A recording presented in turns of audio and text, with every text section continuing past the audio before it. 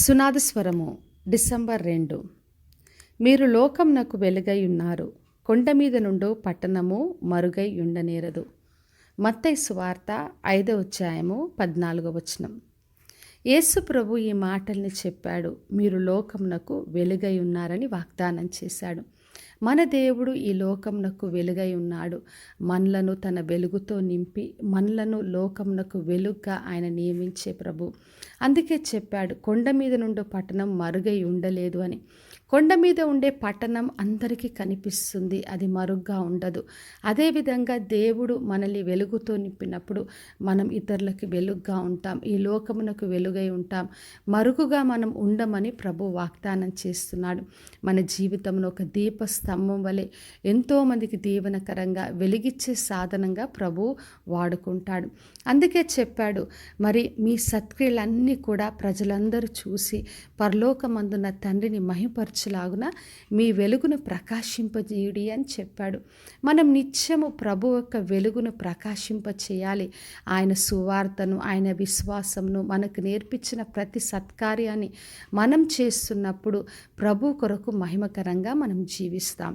యెషయా గ్రంథము 60వ అధ్యాయం 1వ వచనం రాయబడింది.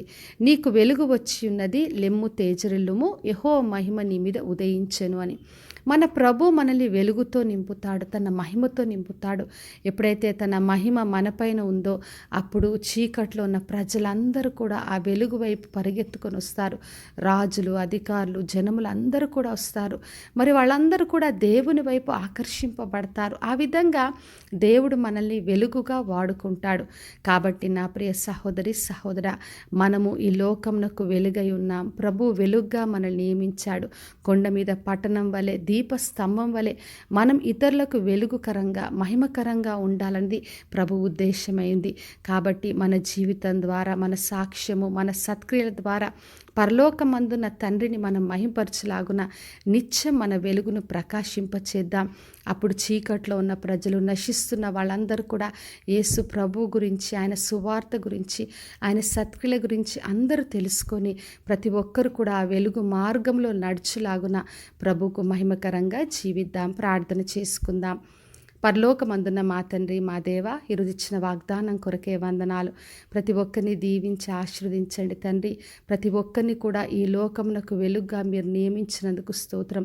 కొండ మీద పట్టణం వలె, దీపస్తంభం వలె ప్రభువా, మేమందరం కూడా మిమ్మల్ని మహింపరచులాగున మీ కృపను దయచేయమని యేసు నామములో అడిగి వేడుకొంచున్నాను తండ్రి, ఆమెన్. ఈ శుభవచనము వినుచున్న ప్రతి ఒక్కరి జీవితంలో నెరవేర్చబడునుగాక.